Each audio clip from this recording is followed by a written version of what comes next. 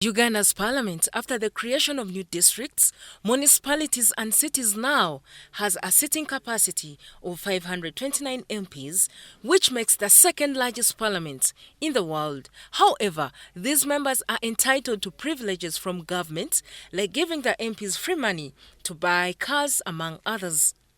The 10th Parliament allocated 100 billion for the 529 MPs of the 11th Parliament to buy vehicles, each at a cost of 200 million in the current financial year 2021-2022. The same Parliament allocated 104 billion for maintenance of public vehicles, 244 billion for fueling of public vehicles. On the contrary, FDC says such expenses should be abolished and also adopt the zero fleet policy practiced by many countries like Rwanda. So there can be vehicles for the field, but not luxury vehicles to drive public officials and their wives and the children to school, to places of work. And that's where by the M7 started. For those of you who are not too young, ministers were given Nissan Rauri, but they were their vehicles, the black one. So they were paying, including ministers, you pay for the vehicle and you take it. Because it's not mandatory that each MP must buy a car. There are those who actually don't buy them. And you know, the FDC has a right to give their opinion. This issue of the car money for MPs is disturbing people because it has come at a time when we have a pandemic before us. And I think that is the reality. That one we must accept. But away from that, even our government that we see, the government led by His Excellency, the President of Uganda, Kaguta, is spending money not only on COVID, but also on other issues which are important.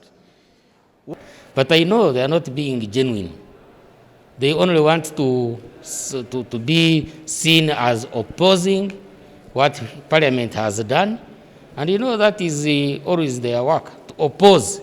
And that's how they can be seen on media that they are working. Meanwhile, Malema Birizi has sued the parliamentary commissioner, the Attorney General, over awarding the MPs the 200 million. Every emolument a member of parliament shall be prescribed by a law made by parliament. So there has to be an act of parliament providing for a member of parliament getting money and not a vehicle. And how much money? In response to the lockdown, the FDC says the 42-day partial lockdown could only make meaning if government had prioritized vaccinating Ugandans. But short of that, the spokesperson of the FDC says President Museveni should consider lifting the lockdown to allow Ugandans return to their places of work, so as long as they are observing the SOPs. Therefore, when you lock down people, the intention is to slow down the spread of COVID. But you must also prepare your health facilities just in case another wave is on the way. And then, of course, procure vaccines.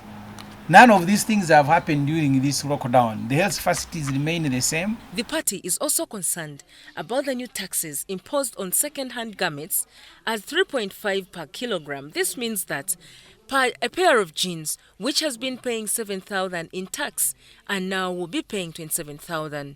Most of the garments are now stuck in bonded warehouses, in stores, because the traders cannot clear them. So someone who imported a container and was supposed to pay 20 million shilling is now being asked to pay 90 million shilling.